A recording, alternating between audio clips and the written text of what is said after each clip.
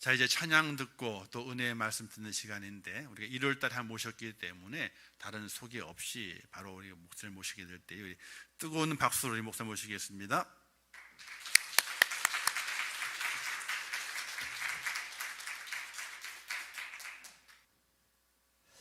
자꾸 오니까 정들어요.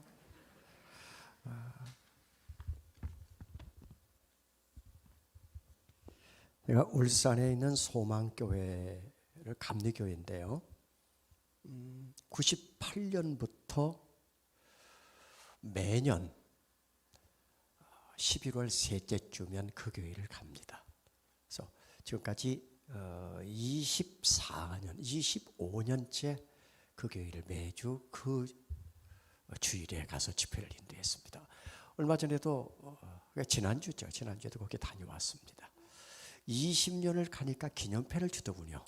10년 때도 기념패를 줘요. 우리 교회를 10년 동안 와주셔서 20년 와주셔서 담임 목사 은퇴할 때까지 오라고 해서 이제 내년에는 아예 11시 오후 7시에 2번 집회를 부탁을 하더라고요. 제가 왜 이렇게 얘기를 하냐면 교회에 가면 늘 새로운 사람들을 이렇게 만나잖아요. 저는 늘 새롭습니다. 매일. 그 교회는 매년 가도 새로워요.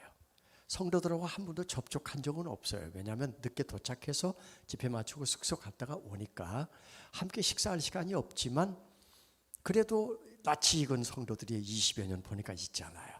근데 저도 지금 이렇게 보니까 낯익은 분이 하나도 없어요.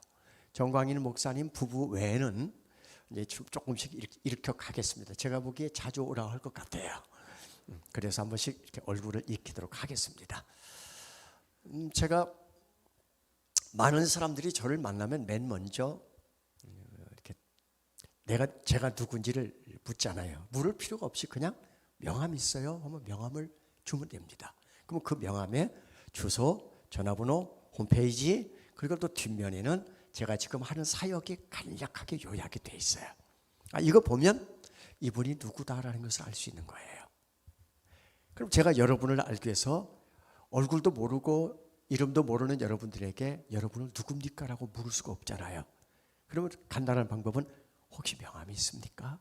뭐 장로님이 제게 명함 하나 준다면 그 명함에 지금 내가 무슨 일을 하고 있는지 지금 내가 직급이 어느 정도인지 그게 다 드러나 있어요. 자, 여러분들에게 세상 사람들이 너는 누구냐라고 물으면 뭐라고 대답을 하세요? 너는 누구냐? 그러면 앞에 명함이 있는 대로 나는 회사의 사장입니다. 나는 개인 사업자입니다. 나는 H회사에 또는 S회사의 부장입니다. 나름 자기 직급과 자기가 하고 있는 일들을 간략하게 메모되어 있는 것으로 소개하면 내가 누군지 소개가 됩니다.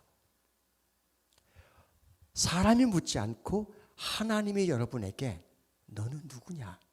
라고 묻는다면 여러분은 하나님에게 누구라고 대답을 하시겠습니까? 솔직히 여러분은 누굽니까? 교도소에 가면 얼마 전에 여주에 있는 소망교도소에 갔어요. 거기 가면 나름 예수 믿는다고 하는 사람들이 거기 지원해서 와 있는데 실제로 예수 믿는 사람은 30%가 안 된대요. 그냥 거기 가면 좀 편할까 봐 예수 믿는 척하고 글로 옮겨온 사람들이야.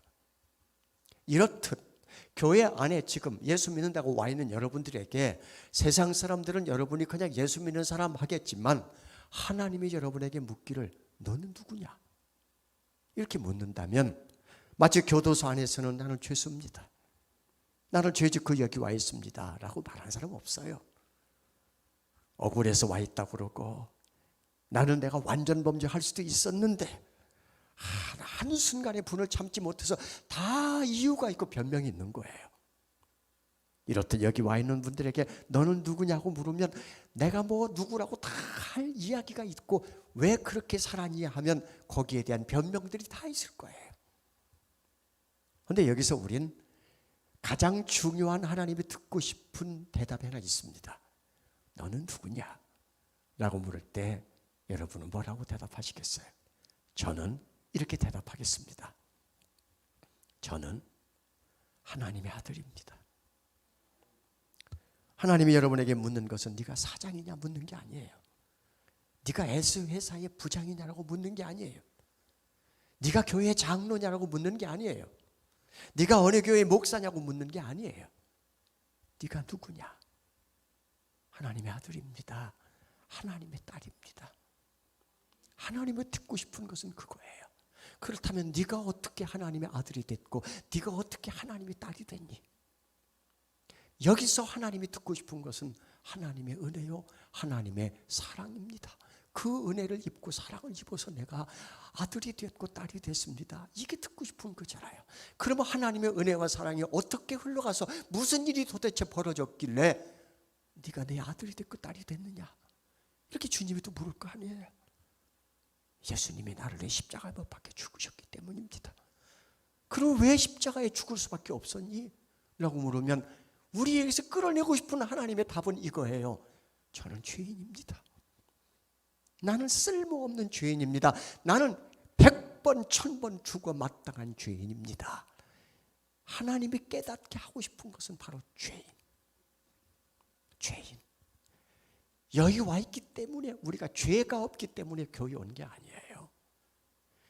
죄가 없기 때문에 여기 와서 예수님을 주님이라고 부르는 게 아니에요. 우리 모두 다 죄인이에요. 세상 사람들은 본인이 죄인이 아니라고 그래요. 그들은 법대로 살았고 도덕과 윤리로 옳게 살았기 때문에 그들은 나는 죄 지은 게 없대요. 그런데 감옥에 가 있는 그 죄수들도 법을 어기고 가 있으면서 자기는 죄인이 아니래요. 나보다 더 흉악한 죄를 짓고도 숨겨있는 사람들이 너무 많다는 거예요. 맞잖아요. 그들은 들켜서 가 있는 사람이고 우린 안 들켜서 여기 머물고 있는 사람들이잖아요. 그런데 하나님의 말씀이 내 삶에 비춰지면 내가 누구인지를 이렇게 찬양합니다.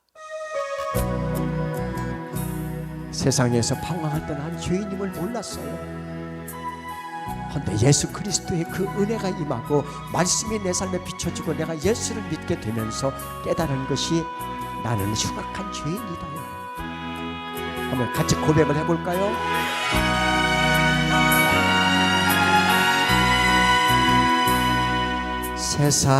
세상에서 방황할 때 나 주님을 몰랐네. 내 맘대로 고집하며 온갖 죄를 저질렀네. 예수여, 이 죄인도 용서받을 수 있나요? 벌레만도 못한 내가 용서받을 수 있나? 다시 한번 1절. 세상에서 방황할 때 나 주님을 몰랐네. 내 맘대로 고집하며 온갖 죄를 저질러 큰 소리로 예수여, 이 죄인도 용서받을 수 있나요? 벌레만도 못한 내가 용서받을 수 있나요?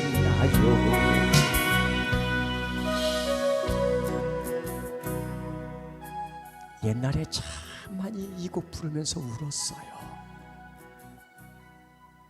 이 곡을 처음 접할 때 장로님, 그 당시 집사님이었을 거예요. 권사님도 집사님이었을 거예요. 이 곡이 나온 지가 40년 됐으니까요. 그때 흘리던 그 눈물 기억하십니까? 열심히 있어서 어느 날 권사도 되고 장로도 됐는데 과연 열심과 믿음이 함께 갔냐고요. 생각해보면 세월이 흘러 나는 교회의 중요한 또 리더로서 세워져서 교회의 중요한 계획들을 세우고 그 계획들 안에서 일하고 열심히 살아가고 있는데 내 안에 진정한 은혜의 샘은 말랐어요. 은혜의 저수지는 바닥이 다 갈라져서 거기에 가득해야 할 물이 없어요. 나무 한 그루 심어져 있지 않아요. 새 한 마리 거기 날지 않아요. 왜 이렇게 됐어요? 이 찬양이 문제가 아니에요. 이 찬양 부를 때 흘리던 그 눈물은 그때 당시에 성령이 내 안에서 그렇게 역사하셨어요. 눈물 흘리고 싶다고 눈물이 나오던가요? 세월이 흘러 이 찬양은 이대로 여전히 성령이 역사하는 찬양, 여전히 아직도 이 곡을 처음 만나는 사람은 눈물이 흐르는 찬양이에요. 내가 바뀐 거예요. 내가 달라진 거예요. 우린 이 찬양을 부르면서 이 생각을 합니다. 나 같은 벌레만도 못한 이 흉악한 죄인이 어떻게 하나님의 은혜를 입고 여기 와서 앉아서 예배를 드리는가?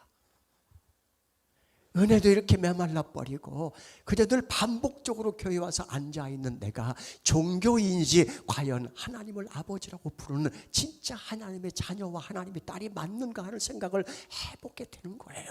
어떻게 내가 이런 은혜를 입고 여기 와서 하나님의 자녀와 하나님의 은혜가 된 그런 딸이 됐는가?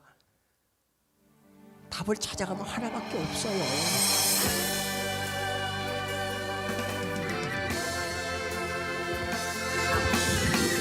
이 찬양 안에 그 답이 들어있어요. 주의 보혈 그 어린 양의 매우 귀중한 피로다. 주의 십자가 보혈 아니면 내가 어찌 죄사함 받으며 주의 십자가 보혈 아니면 내가 어찌 구원을 받으랴.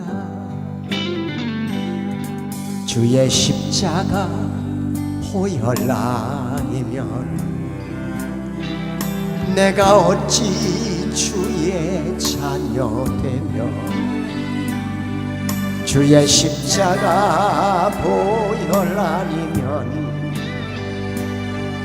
내게 어찌 영상을 얻으랴. 같이 할까요? 주의 보혈 능력 있도다. 주의 피 믿음 주의 보혈 그 어린 양의 매우 귀중한 피로다.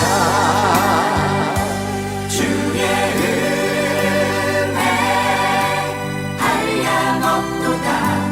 매우 놀랍고 크도다. 주의 은혜가 아니고서야 내가 어찌 부르심 받으며 주의 은혜가 아니고서야 내가 어찌 쓰임을 받으랴. 주의 은혜가 아니고서야 내가 어찌 평안을 누리며 주의 은혜가 아니고서야 내게 어찌 능력이 있으랴. 같이 합니다. 주의 은혜 풍성하도다. 넓고도 깊도다. 주의 은혜 한량 없도다. 매우 놀랍고 크도다. 주의 십자가 보혈 아니면 내가 어찌 죄사함 받으며 주의 십자가 보혈 아니면 내가 어찌 구원을 받으랴. 주의 보혈 능력 있도다. 주의 피 믿음 주의 보혈 그 어린 양의 매우 귀중한 피로다. 주의 은혜 풍성하도다. 넓고도 깊도다. 주의 은혜 한량 없도다. 매우 놀랍고 크도다. 매우 놀랍고 크도다.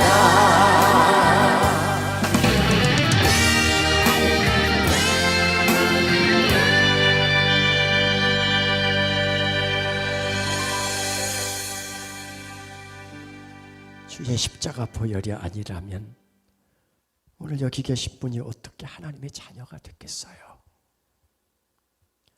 주의 십자가의 보혈이 아니라면 여기 있는 분 누가 지금까지 숨 쉬면서 한 것이라고는 죄 지은 것밖에 없는데 어떻게 그 많은 죄를 다 용서를 받을 수 있었겠어요? 여러분이 누구예요? 저는 이번에 19집 음반을 발표하면서 제가 누군가를 거기다 가사로 썼어요. 하나님의 자녀로 신분이 바뀌어지기 전까지 내가 누구였는가를 이 가사로 이렇게 썼어요. 이 가사 안에 저와 여러분의 모습이 고스란히 들어있어요. 그런 우리를 주님이 사랑해 주셨고 찾아와 주셨고 세워주셔서 사용하고 계셔요.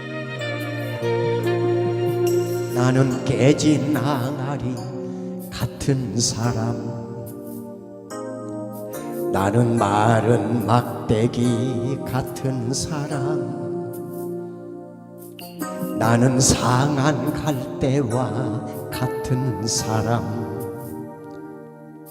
나는 너무 부족한 많은 사람, 주의 이름 부를 수 없는 사람입니다. 같이 불러볼까 한번? 주의 이름 부를 수 없는 사람, 주님 앞에 설 수도 없는 사람, 주님 앞에 설 수도 없는 사람, 쓰임 받을 자격이 없는 사람, 이런 나를 주님이 찾아와 주셨어요. 이런 나를 주님이 사랑해 주셨어요. 이런 나를 주님이 삼아주셨어요. 하나님의 영광을 위해서 쓰임받도록 하기 위해서. 그래서 저는 이렇게 고백했어요.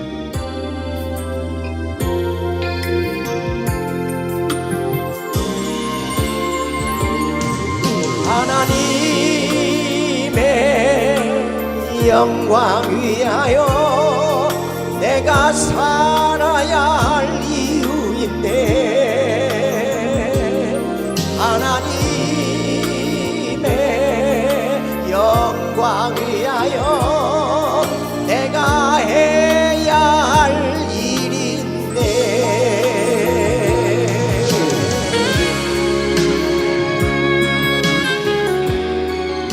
내가 이 땅에 마른 막대기 같고 깨진 항아리 같고 상한 갈대와 같은 내가 하나님 앞에 쓰임받을 수 있고 사랑받을 수 있는 것은 한 가지 이유 때문이에요. 하나님의 영광을 위해서 살아야 할 이유 때문이에요. 주님 앞에 설 수도 없는 사람, 주의 이름 부를 수 없는 사람, 주님 앞에 쓰임 받을 수 없는 사람, 그럴 자격이 없는 사람. 이런 나를 주님이 찾아오셨네. 이런 나를 주님이 사랑하셨네. 이런 나를 주님이 세워주셨네. 이런 나와 주님이 동행하시네.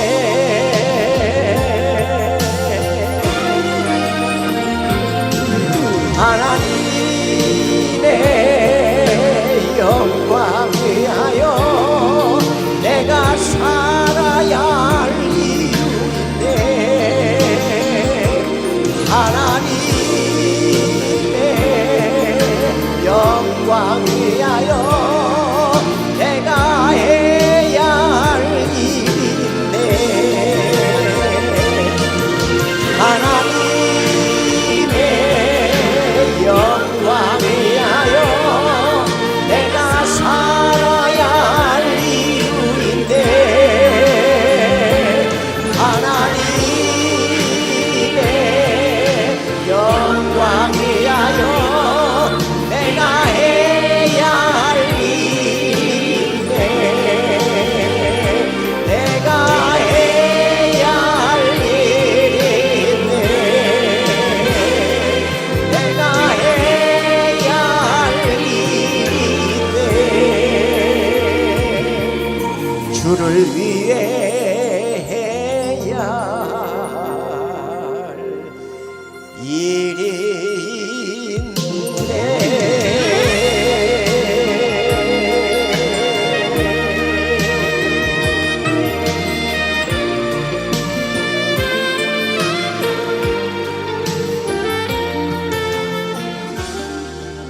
주를 위해서 주님 오시는 그날까지 해야 할 일이 있습니다. 그게 뭘까요? 그게 뭘까요?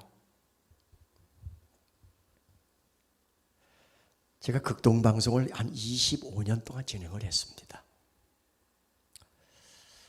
방송을 진행하니까 극동방송을 왕래를 많이 하게 되는데, 어느 날 생방송을 진행하고 직장으로 돌아오는 중인데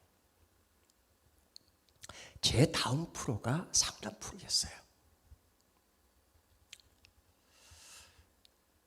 첫 번째, 두 번째 상담자가 지나갔고 이제 세 번째 상담자가 전화를 걸어왔어요. 근데 그 상담 프로에는 아나운서하고 상담을 해줄 목사님이 한 분이 와 계세요. 자, 이분이 이제 아나운서가 그분의 어떤 상담 내용인지를 묻고 목사님께서 그 내용을 듣고 상담해 주는 프로예요. 자, 세 번째 분이 나이가 좀 드신 분이셨어요. 목소리가. 아나운서가 물어요. 어디 사세요? 그러니까 서울에 사시는 분이세요. 자, 권사님이세요? 집사님이세요? 좀 자기소개 좀 하세요. 그러자 이름 안 밝히고 싶습니다. 직분도 말하고 싶지 않습니다. 그리고 그냥 상담하시겠다는 거예요. 그러니까 아나운서도 난감한 표정을 지으면서 그럼 말씀해 보세요 하자 이렇게 시작이 됩니다. 저는 며느리가 미워서 죽겠어요. 고부간의 갈등의 상담인 거예요. 그러면서 며느리가 왜 미운지 자기는 아들 결혼하기 전에 여자를 소개하는데 나는 무조건 결혼하지 마라. 안 된다라고 반대했는데 아들이 우기고 결국 결혼을 시켰는데 매일 며느리 때문에 속상하다는 거야. 그러면서 뭐 이래서 밉고 저래서 밉고 이래서 싫고 저래서 싫고 쭉 얘기하는데 제가 들어도 그 며느리 무지하게 못됐어요. 방송을 듣기는 그 시어머니가 하는 흉을 보니까 너무너무 못됐어요. 다 듣고 난 목사님께서 제 성도님, 그런데요 자, 이해됩니다. 세상 사는 게 다 그렇지요 라고 한 뒤에 상담을 해주는데 명상담이야. 너무 상담을 잘하셔요. 하나님 말씀 적용하고 자기가 목회하면서 경험한 걸 거기다 섞어 넣고, 그리고 자기가 살아온 날의 인생에서 자기도 며느리를 두었으니까 그런 상담을 쭉 해주는데 너무 명상담이야. 쫙 듣고 나니까 저는 이제 기대한 게, 그래 이렇게 상담했으면 이 성도님께서, 여자 성도님께서, 목사님 고맙습니다. 제가 오늘 그 며느리 불러서 저녁 식사라도 같이 하면서 둘 사이에 불편한 문제들을 풀어가겠습니다. 이 묶여있는 걸 다 풀겠습니다. 이럴 줄 알았는데 딱 치고 나오더니 이제 아직 지금 마무리를 다 짓기 바로 직전에, 목사님 제가 교회 권사예요. 다 알아요. 이거 다 알아요. 어쩌자고. 다 알아요. 그런데 딱 한 마디 명문을 하나 남겼습니다. 근데 목사님, 저 그 며느리 죽어도 용서 못합니다. 그리고 전화가 끊어졌어요. 여러분, 한국교회 권사가 이렇습니다. 여기 말고 다른 교회. 사랑하는 만큼이 그분의 믿음입니다. 열심히 믿음이 아니에요. 앞서도 얘기했지만 그냥 열심히 교회 오고, 뭐 교회 기도 시간에도 보이고, 예배 시간에도 보이고, 어디 뭐 식당에도 보이고, 저분 믿음 좋네. 그래서 권사 된 분이에요? 열심히 믿음이 아니란 말이에요. 물론 열심히 믿음으로 연결되는 분이 있지만 열심히 믿음은 아니에요. 그분 하나, 며느리 하나 사랑 못하면서, 그게 그래 자기 혼자 품고 기도하면서 하나님의 응답을 받아서 그거 품고 가야 할 사람을 온 동네 방네에다가 방송까지 까발려서 그렇게 해놓고, 내가 교회 권사인데 난 죽어도 용서 못합니다. 이 방송을 듣는 사람들은 불특등 다수예요. 신앙이 초보자도 있고, 권사도 장로도 있고, 목사도 있고, 아직 교회 다니다가 시험 든 사람도 있고, 교회에 다니는 사람을 엄청 비방하고 비판하는 사람이 우연치 않게 다이얼을 거기 맞췄다가 이 방송 듣게 된다면, 그렇지 뭐 다 그래, 세상은 다 그렇고, 교회 알고 하고 신앙생활을 접는 사람은 없겠습니까? 그분은 오히려 사랑함으로 해서 생명을 살리는 일을 쓰는 게 아니라 사랑 없음으로 해서 교회에 문을 닫고 신앙에 문을 닫는 사람 아닙니까? 오늘 여기 계신 분에게 질문합니다. 여러분에게 며느리는 누구고, 사위는 누구고, 여러분에게 아들은 누구고, 여러분에게 가족은 누굽니까? 저도 제 아내와 44년 살고 있어요. 긴 세월 함께 살았어요. 근데 결혼 초부터 지금까지 그 긴 세월을 살았는데 아직도 10개 코드 중에 9개가 안 맞아. 목사님은 몇 개나 맞는지 모르겠어요. 많이 맞췄겠죠, 목사니까. 저도 맞춰 살아요. 지금 따올 일이 없어요. 왜냐하면 맞춰 이미 조율이 끝났으니까. 그 사람 듣기 싫은 소리 안 하고, 그 사람이 좋아하는 행동하면 돼요. 그 사람이 듣고 싶은 말 하면 돼요. 웬만하면 다 이해하고 넘어가면 돼요. 그게 사람 사는 세상이에요. 하나님의 다양성은 이런 거예요.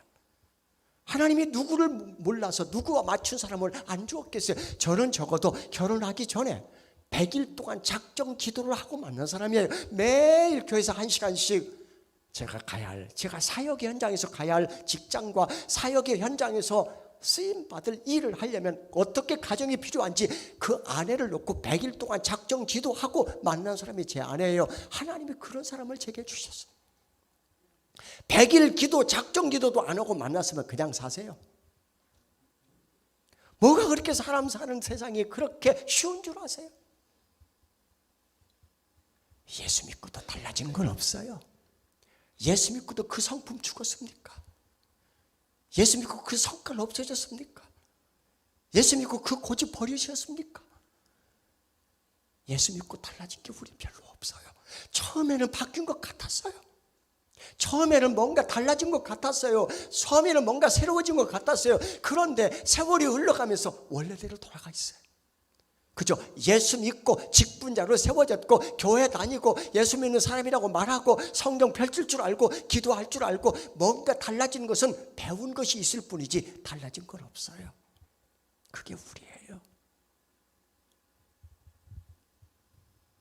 그래서 성령님이 우리를 돕는 일이 뭐예요? 주님 앞에 심판대에 설 때 거룩하고 책망할 것이 없고 흠이 없는 사람으로 세워놓기 위해서 성령이 우리에게 끊임없이 지금도 일하신다는 사실이 성경에 기록이 돼 있잖아요. 우리의 거룩성을 회복하고 우리의 흠이 없는 게 아니라 흠이 없음을 되도록이면 더 성화되어서 하나님 앞에 설 수 있도록 그렇게 우리를 돕는 분이 성령님이시란 말입니다. 우리가 거룩하기 때문에 의롭기 때문에 자녀된 게 아니에요. 우린 여전히 나쁜 놈이고 여전히 흠이 많은 사람이고 여전히 깨진 항아리같이 쓸모가 없는 우리임에도 불구하고 찾아오신 이유는 하나님이 하고 싶은 일이 계셔서 찾아오신 거예요. 그 일 중에 첫째가 뭐냐면 사랑하는 일이에요. 가족도 사랑을 안 하면서 무슨 생명 살리는 사랑을 어떻게 해요? 방법이 하나 있어요. 그래서 제가 이런 곡을 만들었어요.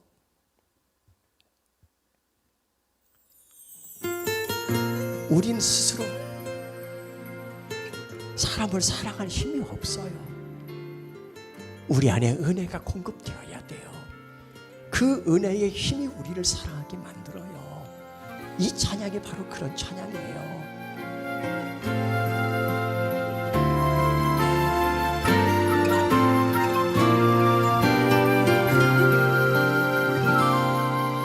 내가 고난 중에도 찬송할 수 있음은 은혜의 힘입니다. 내가 실패했어도 감사할 수 있음은 은혜의 힘입니다. 나를 대적하는 자 사랑할 수 있음은 은혜의 힘입니다. 내게 고통 주는 자 품어줄 수 있음은 은혜의 힘입니다. 주님의 은혜가 내 안에 들어오면 나는 날마다 기뻐집니다. 은혜 위에 은혜가 더하여질수록 오직 주님만 바라봅니다.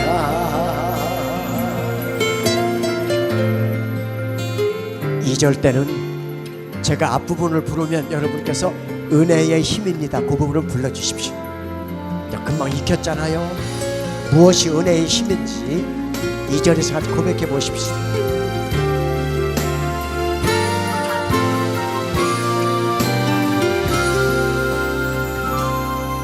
내가 가진 것 없어도 행복할 수 있음은 은혜의 힘입니다. 낮고 천한 나에게 주의 능력 있음은 은혜의 힘으로 우리가 일할 수 있는 거예요.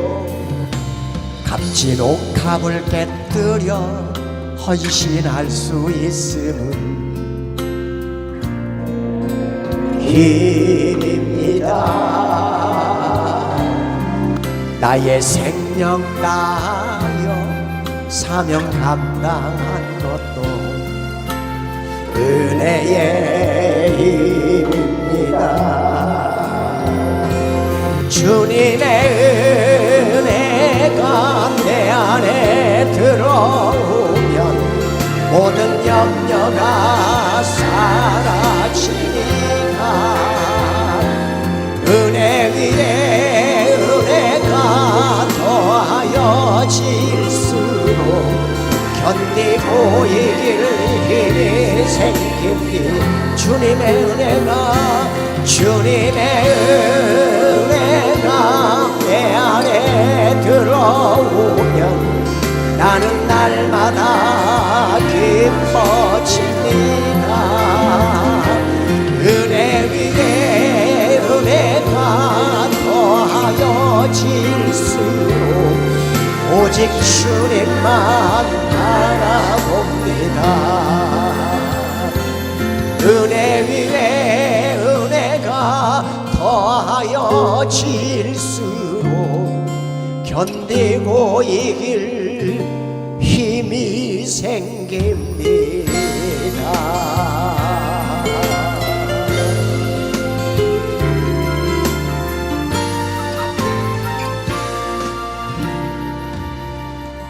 아멘.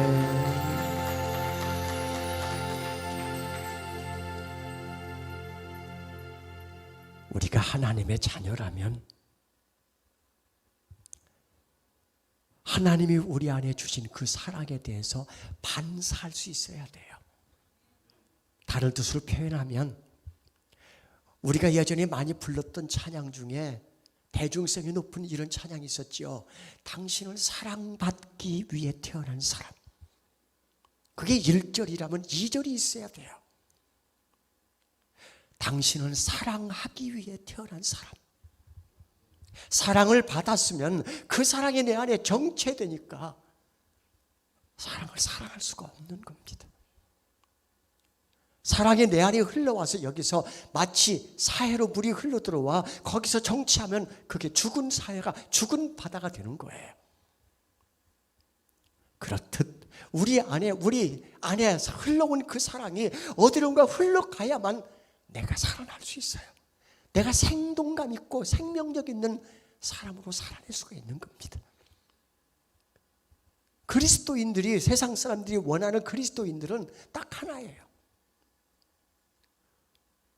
너는 세상에서 술 안 마시고 담배 안 피우고 무슨 착하게 살고, 그건 기본적으로 기독교 문화예요. 술 안 마시는 것이 믿음이 아니에요. 무슨 담배 안 피우는 게 믿음이 아니에요. 사람들은 그게 믿음인 줄 알아요. 술 안 마셔 나. 믿음 굉장히 좋은 줄 알아요. 물론 믿음이 좋은 사람들이 세상의 문화가 아닌 기독교 문화 안에서 사는 건 당연합니다만 그것이 믿음의 척도는 아닙니다. 그가 얼마나 내려놓았느냐, 그가 얼마나 포기했느냐, 그가 얼마나 돌아섰느냐, 그가 얼마나 거기서 버렸느냐, 그것은 믿음의 척도입니다. 버린 만큼이 믿음이고, 내려놓은 만큼이 믿음이고, 돌아선 만큼이 믿음이고, 포기한 만큼이 믿음이에요. 하지만 여기서 우리가 더 나가면 사랑할 수 없음에도 사랑하는 것, 그것이 그분의 믿음입니다. 이해할 수 없음에도 그것을 받아들이고 감사로 바꿔놓을 수 있는 것, 그게 믿음입니다. 하나님은 여러분에게 가족들을 통해서 하나님의 사랑이 무엇인지를 가장 먼저 확인할 수 있는 곳이에요. 그래서 우리는 이렇게 판단을 내립니다. 믿음은 교회 안에서 판정되는 게 아니라 믿음은 가정에서 가장 먼저 판정이 된다. 그가 진짜 장로님인지는 가정의 식구들이 인정해야 되는 거예요. 그가 진짜 권사인지는 내 가족들이, 엄마는 진짜 권사 맞아, 교회 가서 말씀 듣고 와서 그렇게 살아내는 모습을 보니까 엄마는 진짜 권사님 맞아, 우리 아빠는 진짜 목사님 맞아 하는 것은 자녀들에 의해서 판정되는 거예요. 가족에 의해서. 왜? 민낯을 다 볼 수 있고 매일 삶 속에서 숨쉬고 함께 뒹굴면서 그의 삶의 일거수일투족을 볼 수 있기 때문에. 여러분들은 다 가리고 온 사람들이에요. 숨기고 온 사람들이에요. 맞지 않습니까? 우리가 지난주에 무슨 일을 했는지 우리는 다 여기 와서 모르잖아요. 지난주에 무슨 죄를 짓고 하나님 앞에 무슨 범죄를 했는지 우리를 다 모르잖아요. 우리의 눈이, 우리의 귀가, 우리의 말이, 우리의 손과 발이 어디 가서 어떻게 머물렀는지 우리는 서로 모르잖아요. 유일하게 이걸 모두 아시는 분이 하나님이세요. 그래서 다윗은 이렇게 고백합니다. 시편 139편에서 여호와께서는 나의 안고 일어섬을 하시며 멀리서도 내 생각을 통촉한다. 이 말은 멀리서도 내 생각 자체를 다 꿰뚫어 보시며 내 행위를 익히 다 아시는 분이고 내가 말한 것도 다 이미 기억하시는 분이 하나님이세요. 입술로 말로 무슨 죄를 지었는지, 우리의 행위로 생각으로 마음으로 눈으로 무슨 죄를 지었는지 나는 숨기고 싶지만 하나님은 다 알고 계신다는 말입니다. 여러분, 우리는 아무도 사랑할 수 없을 만큼 이기적이고 아무도 사랑할 수 없을 만큼 그렇게 독특하게 창조되어 있어요. 그런 우리를 하나님의 한 가정을 통해서 우리에게 가장 회복되기를 원하는 게 바로 그게 예배인데, 그 예배가 어떻게 회복돼야 돼요? 사랑해야만 회복이 돼요. 솔직히 자녀들에게 물어보세요. 아빠하고 코드가 맞니? 안 맞아요. 부부간에도 안 맞는데 부모간에 어떻게 코드가 맞아요? 직장에 가서 직장 동료들하고 코드가 맞습니까? 세상은 온갖 아무것도 코드가 안 맞아요. 유일하게 내 전화번호에 나하고 코드가 맞는 놈만 저장이 돼 있어. 코드 안 맞는 사람은 아예 전화 안 받거나 지워버려. 전화 안 통해요. 어쩌다 저장은 돼 있어도 한 번도 만난 일도 소통할 일도 없어요. 내 친구는 다 적어도 나와 코드가 맞는 사람끼리만 만나요. 가족은 아니에요. 가족은 거기서 같이 살아야 할 사람들이에요. 그렇기 때문에 여기 집사님들 혹시 남편 때문에 힘드십니까? 견뎌내셔야 돼요. 살아내셔야 돼요. 주님 앞에 가는 그날 주님이 그러실 거예요. 내가 너에게 그 남편 주었음에도 네가 잘 참고 견디고 이기고 살아가고 왔구나. 애썼다 내 딸아. 혹시 남편분들 계시잖아요. 자녀 때문에, 가족 때문에, 또는 직장생활하면서 많이 힘들잖아요. 주님이 그러실 거예요. 애썼다 내 아들아. 네가 그 현장에서 얼마나 힘들었니. 사람 사는 세상은 다 나와 똑같지가 않고 거기에 사랑이 없어요. 그럼에도 불구하고 나라도 그 사랑을 갖고 가서 세상을 바꾸는 역할, 그게 내가 해야 할 일이에요. 그래서 주님이 나를 찾아오시고 나를 사랑하시고 나를 세워주신 것은 내가 해야 할 일이기 때문에 나를 찾아오셨고 나를 사랑하시고 나를 세우셔서 오늘 이렇게 사용하고 계신다고 앞서 찬양했잖아요. 깨진 항아리 같은 사람, 마른 막대기 같은 우리, 그런 우리를 하나님이 사용하시는 이유가 그거예요. 오늘 이 찬양 부르면서 정말 미운 사람들 한번 기억해내십시오. 정말 이해가 안 되는 사람 떠올리십시오. 그리고 내 마음으로 용서하십시오. 용서하는 것이 그게 사랑이고 용서해야만 돼요. 믿음은 이 모든 것을 다 할 수 있게 만들어요. 은혜의 힘은 이 모든 것을 할 수 있게 만들어요. 그 사람을 떠올리면서 찬양 부르세요. 주께 두 손 모아 비나니 그 신 은총 베푸사 밝아오는 이 아침을 환히 비춰주소서. 오 주 우리 모든 너무를 보혈의 피로 씻기어 하나님 사랑 안에서 능복을 갖게 하소서. 서로 믿음 안에서 서로 소망 가운데 서로 사랑 안에서 손잡고 가는 길. 오주 사랑의 종소리가 사랑의 종소리가 이 시간 우리 모두를 감사하게 하여 주소서. 지금까지 나와 불편한 사람들이 있으면 그를 떠올리면서 마음으로 용서하십시오.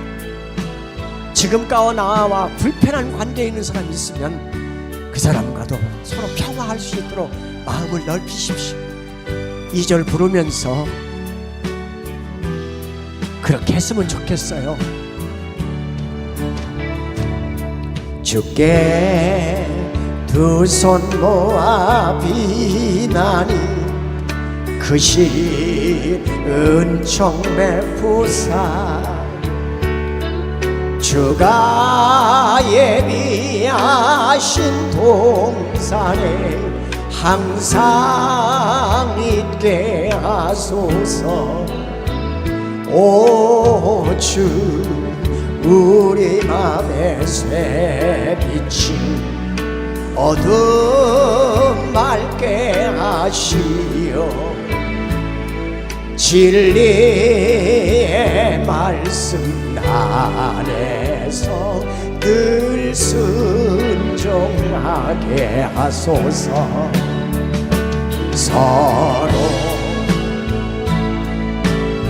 서로 감사주면서 서로 감사주면서 서로 사랑하면서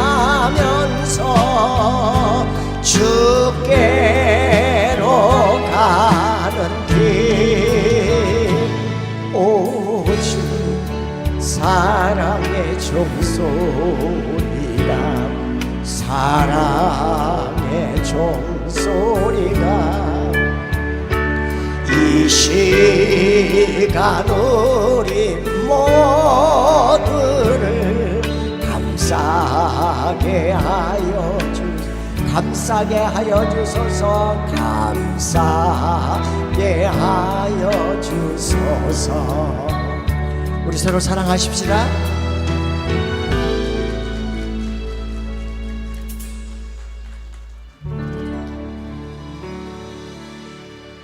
따라서 해보실래요? 사랑하는 것보다 더 잘하는 하나님의 일은 없다. 하나님 사랑, 이웃 사랑. 그게 성경을 관통하는 문장이잖아요. 십계명에서의 하나님의 사랑, 예수님께서 새 계명 주셨을 때 이웃 사랑 하나로 하나님에게서 얼마나 큰 사랑을 받았을까를 인물 하나를 찾아보겠습니다. 창세기 한번 펴보실래요? 창세기 5장 21절에서 24절입니다. 창세기 5장 21절에서 24절. 자, 찾으셨으면 한 목소리로 합독하겠습니다. 찾으셨죠? 21절부터 시작.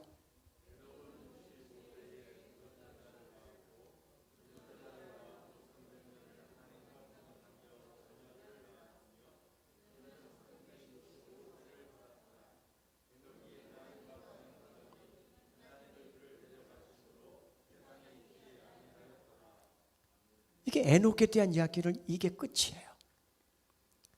세 구절에서 90자, 100자도 안 되는 글자 안에 에녹에 대한 내용이 있어요. 그가 누굴 낳았고 죽었더라. 근데 왜 하나님은 이 에녹을 죽지 않고 그냥 산채로 데려가셨을까? 없어졌어요. 세상에 없어요.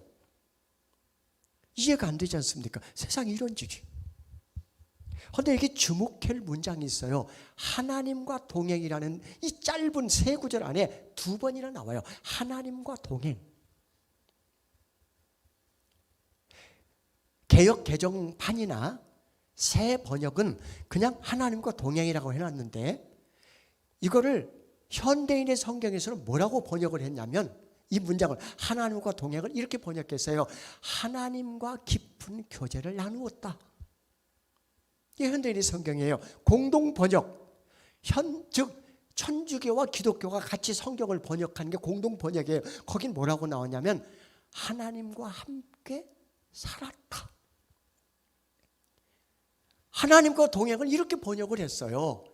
그리고 70인역은 뭐라고 번역을 했냐면 하나님을 기쁘시게 하였다. 이게 동행이에요. 영어 성경에는 이걸 뭐라고 썼냐면 walked with God 그랬어요.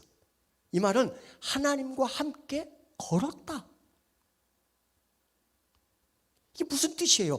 똑같은 성경인데 왜 다 각자 성경마다 다르게 번역을 했냔 말입니다. 하나님과 동행은 우리는 편하게 여기서 하나님과 동행하였다고 적었지만 이 내용을 히브리서 11장은 믿음장이잖아요. 거기서는 에녹에 대해서 기록을 이렇게 했어요. 그는 하나님을 기쁘시게 하는 자라는 증거를 받았다. 하나님을 기쁘시게 하는 자라는 증거를 받은 사람이 누구냐면 바로 에녹이에요. 그 70인역과 딱 맞는 얘기잖아요. 말을 바꾸면 하나님을 뭐로 기쁘게 했느냐? 하나님과 늘 깊은 교제를 나누었고 하나님과 늘 함께 걸었고 하나님과 늘 함께 살았던 사람이 누구냐? 에녹이에요. 하나님의 자녀는 하나님과 함께 사는 사람 아닙니까? 우리를 자녀와 늘 교제하잖아요. 자녀와 늘 소통하잖아요. 자녀와 늘 밥을 먹잖아요. 문제가 생기면 서로 의논을 하잖아요. 자녀라는 게 이런 관계예요. 하나님과 여러분들은 아들이고 딸이라는 자녀라는 것이라면 우리는 늘 하나님과 함께 사는 것이고 교제하는 것이고 하나님과 함께 걷고 어려운 문제가 있으면 그분에게 다 아뢰고 그분이 원하는 대로 우리를 살아내는 것, 그분을 기쁘시게 하는 것, 이것이 신앙생활이고 이게 하나님의 자녀로 사는 거예요. 사랑을 강조할 이유가 없는 것이 사랑은 당연한 것이고 헌신은 당연한 것이고 믿음 안에서 우리가 하는 모든 행위를 당연한 거예요. 왜냐하면 내 안에 이런 엄청난 일들이 지금 일어나 있는 거예요. 바로 뭐냐면 구원. 내 인생의 가장 큰 기적은 구원받은 사건이에요. 구원받은 하나님의 자녀, 구원을 받았기 때문에 에베소서 2장 8절에 있는 그대로 우리가 어떤 행위나 어떤 보상이나 대가에 의해서 구원받은 것이 아니라 이건 순전히 하나님께서 우리에게 긍휼함으로 베풀어 준 은혜예요. 그 은혜의 선물이란 말입니다.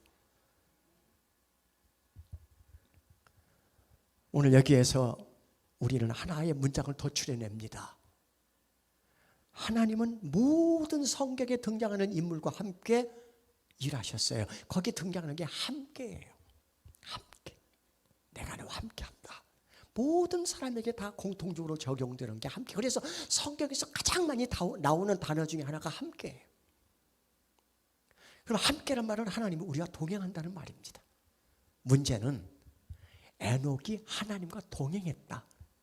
하나님은 에녹뿐만 아니라 모든 사람과 동행했는데 유일하게 하나님과 동행했다는 말을 쓴 게 에녹이에요.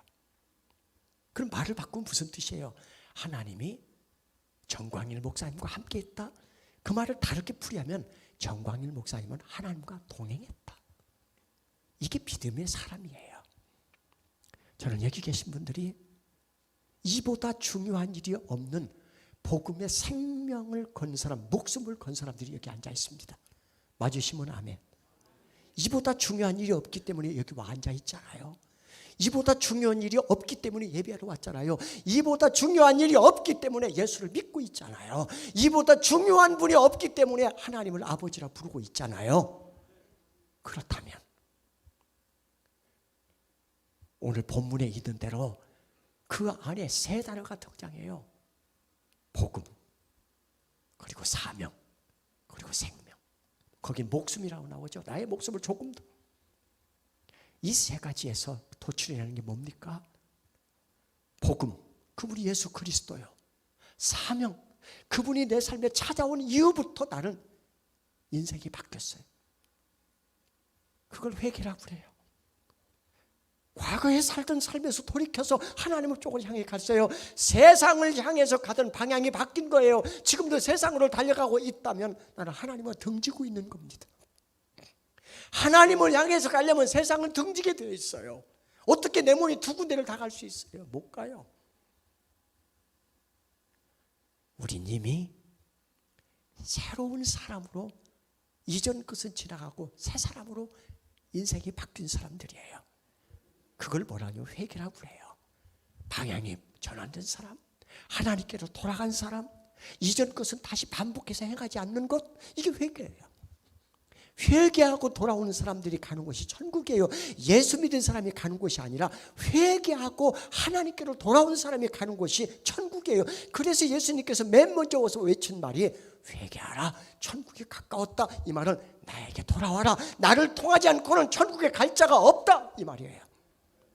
여러분, 삶이 바뀌는 것, 가장 삶이 바뀌는 거 어려운 것이 뭐냐면 회개예요. 그리고 회개하고 가장 어려운 것이 사랑이에요. 하나님 사랑하면 욕심 다 내려놓을 수 있어요. 하나님 사랑하면 돈에 붙들려 살지 않아요. 하나님 사랑하면 모든 곳에서 다 벗어날 수 있어요. 그래서 버리고 포기하고 내려놓고 돌아설 수 있는 것은 하나님 사랑하면 가능해요. 하나님 사랑 하나 때문에 목숨 걸고 어디가 있어요? 저 오지에 가서 순교하는 사람들 있잖아요. 여러분, 오늘 내게 주어진 그 가정 안에의 사명은 가족까지 화목하게 사는 거예요. 사랑하고 사는 거예요. 오늘 내게 주어진 내 직장 안의 사명은 거기 가서 돈 많이 벌려주는 것도 중요하지만 그 회사의 모든 사람들을 사랑해서 그들에게 예수 믿게 하는 귀한 사명이 있는 거예요. 오늘 이 교회를 살아야 할 이 임천교회를 부흥시킬 그 중요한 방법은 하나밖에 없어요. 사랑하는 거예요. 화목하는 거예요. 그래서 이 교회를 오고 싶어져야 돼요. 여기 왔는데 가장 먼저 보는 것이 사랑 없음을 보게 돼요. 관심이 없는 것은 사랑이 없는 거예요. 누가 왔다 가는지 아무 관심이 없는 것은 그만큼 내가 생명 사랑이 없는 겁니다. 서로 간에 반복하고 서로 간에 나쁜 이야기하고 서로 간에 나쁜 생각을 하고 그러면서 모든 문제를 사랑으로 풀어가려고 안 한다면 이 교회는 부흥할 일이 없어요. 하나님은 이 교회를 통해서 부흥시킬 이유도 없어요. 오히려 책망받을 일만 교회에 남아있는 겁니다. 사랑하셔야 돼요. 가정도 살리고 교회도 살리고 직장도 살리고 사람도 살리고 이것이 우리가 목숨을 다해 해야 할 일이에요. 선교지 가는 것도 중요하지만 내 가정, 내 지역, 내 구역 그리고 나의 이웃부터 살려내는 일, 이게 아프리카 오지에 가 있는 선교사만큼 위대한 일을 하고 있는 사역자들이에요. 이 일을 꼭 해내시기를 바랍니다. 이 세상을 살면서 우리 안에 가장 중요한 일, 그것은 나부터 변화되는 일이에요. 그래서 제가 작곡한 곡이 나부터 올려주세요. 오늘 마지막 곡이에요. 나부터 변화되겠습니다. 나부터 바뀌겠습니다. 나부터 새로워지겠습니다. 그렇게 하셔야 돼요.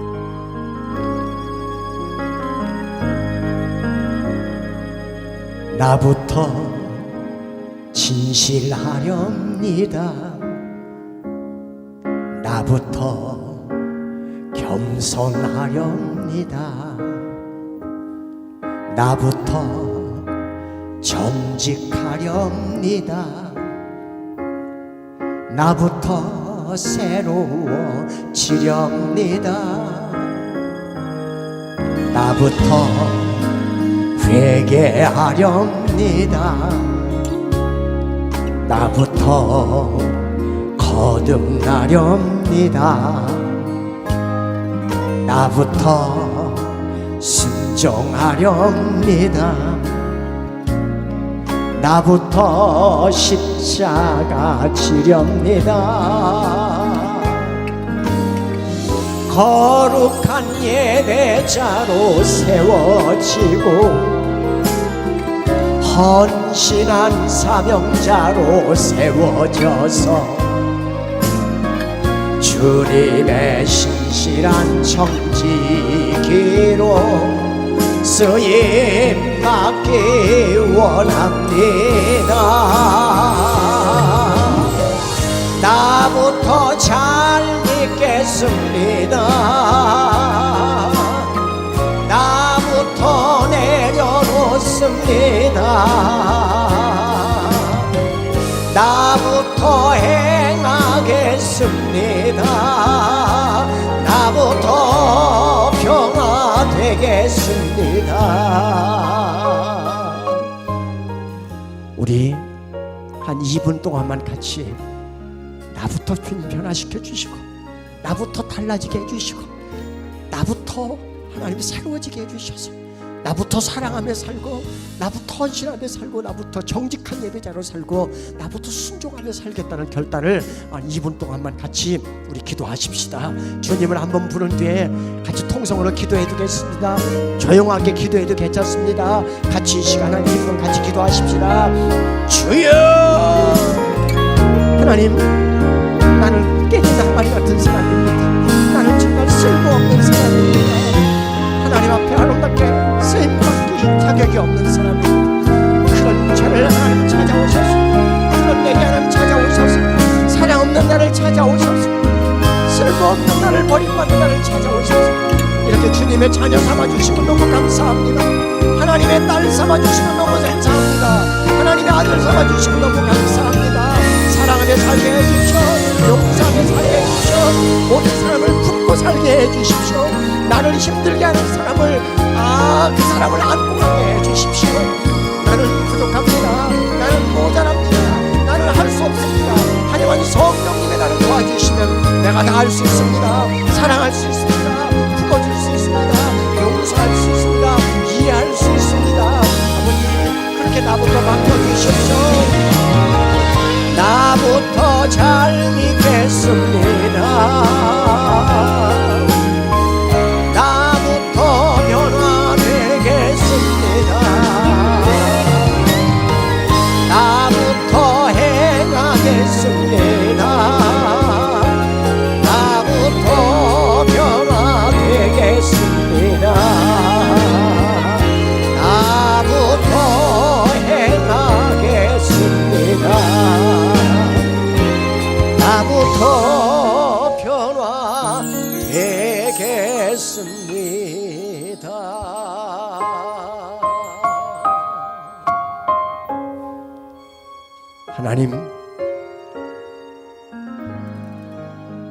하나님은 지금까지 나와 함께 하셨습니다. 이제 나도 주님과 함께 살면서, 주님과 함께 걸으면서, 주님과 깊은 교제를 나누면서 주님을 기쁘시게 하는 자로 살고 싶습니다. 이것이 내가 동행하는 것임을, 에녹이 그랬듯이 하나님과 동행하는 것임을 오늘 또 깨달았으니, 이렇게 사는 나를 통해 내 안에 복음이 꽃을 피워 수많은 영혼을 살리고, 가정을 살리고, 생명을 살리고, 교회를 부흥시키고, 내 직장과 이웃을 살려내는 귀한 사역에 우리 모두 쓰임받도록 축복하옵소서. 생명보다 귀한 그 일을 목숨도 아까워하지 않는 사명에 내 모든 것을 걸고 가는 이 귀한 사역에 하나님이 도우시고 함께 하시고 지키셔서 그 일을 감당하고 그 일을 해나갈 수 있는 믿음 주시옵시고, 성령님이 인도하셔서 그 일을 할 수 있도록 능력도 주시옵소서. 정광을 목사님을 통해서, 임천교회를 통해서 장로님과 권사님과 모든 우리 교우들의 그 일터와 사업장과 또 직장과 모든 환경을 통해서도 영광을 받으신 하나님을 찬양하며 예수님 이름으로 기도드립니다. 아멘. 자, 우리 목사님 큰 찬양과 또 귀한 말씀을 해주셨는데, 우리 뜨거운 우리 감사의 박수 드리겠습니다. 감사합니다. 조금 더 길게 하고 싶은데 워낙 또 이제 오후에 서울에 가셔서 또 이제 노숙자들을 위한 집회를 또 인도하시게 됩니다. 그래서 또 식사도 같이 하고 싶지만은 식사까지 같이 못 하시고 바로 출발을 하도록 일정이 되어 있습니다. 식사 못 하시기 때문에 또 길게 인사 못 하니까 나가시면서 함께 인사하시면서 우리 목사님의 사역에 더욱 하나님의 영광이 또 아름다운 귀한 열매가 많이 맺히도록 또 기도하는 마음으로 인사해 주시고, 또 다음 함께 또 모셔서 우리 찬양을 또 은혜 받으면서 우리 교회가 변화된 모습을, 또 부흥된 모습을 함께 보이면서 영광 돌리는 그날을 또 기약해 봅니다. 참으로 감사하고 또 함께 오신 모든 분들 감사하고 또 우리가 큰 은혜 받았으니 사랑을 나누고 또 내게 나를 부르신 은혜가 있거든요. 내게 맡긴 사명이 있습니다. 다른 사명이 아니라 사랑으로 출발하는 그한 사명, 그 사명을 잘 감당해서 하나님의 교회를 교회답게 또 성도가 성도답게 또 이 땅의 빛과 소금이 되는 아름다운 교회를 만드는 축복된 임천교회로 다시 태어나면 좋겠다 하는 마음을, 그 소망적인 마음을 가져보게 됩니다. 이를 위해서 많이 기도해 주시고 또 함께 사랑하고 격려하고 수고하고 섬기면서 아름다운 교회를 만들어가는 우리 임천의 모든 성도가 되시기를 주님의 이름으로 부탁을 드리겠습니다. 우리 다 같이 일어나셔서 여기에 모인 우리 1절 찬양 후에 목사님 축도해 주심으로 우리 찬양 집회를 마치도록 하겠습니다.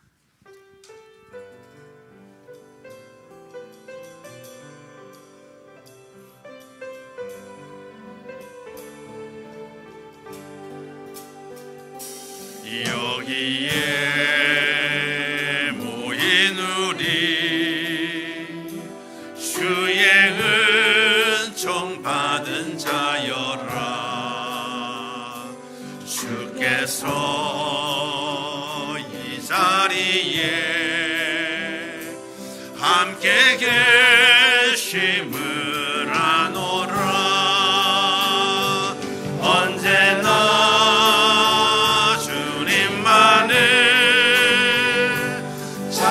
찬양하며 따라가리니 시험을 당할 때도 함께 계심을 믿노라. 이 믿음도 굳세라. 주가 지켜주신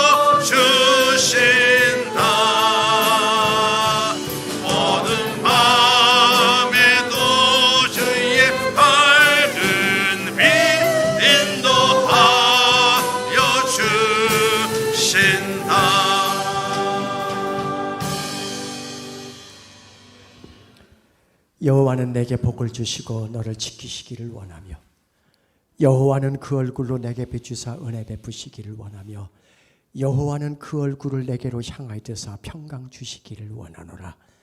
이 하나님의 약속이 우리가 속해 있는 모든 곳에 이대로 이루어지길 간절히 소원하며 주 예수 그리스도의 은혜와 하나님 아버지의 사랑과 성령의 교통하시고 내주하시고 역사하심이 오늘 새롭게 하나님과 동행하는 삶을 살겠노라고 결단하고 돌아가는, 그래서 모든 사랑 하나로 모든 삶의 현장을 살려내겠노라고 그렇게 결단하고 돌아가는 믿음의 식구들 머리머리 위에, 이 교회 위에 정광일 목사님의 사역 위에 지금부터 영원까지 함께 하시기를 간절히 축원하옵나이다. 아멘.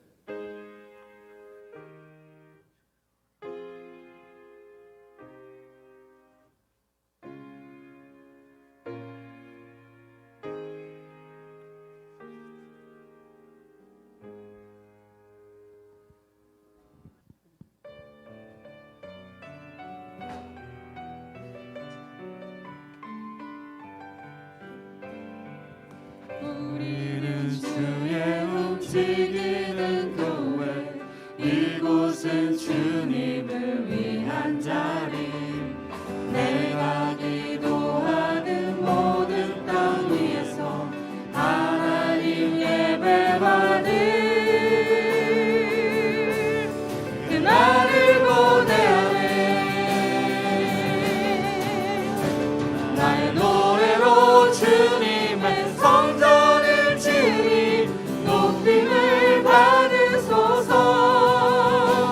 이스라엘 찬송 중 거하신 주님은 거룩하십니다. 두 손 들어 주님의 보좌를 만들고 맘 다해 경배하리. 푸른 날개 사이에 임하신 것처럼 내 위에 임하소서. 하나님 우리가 이곳에 섰으니 이 땅을 치유하소서.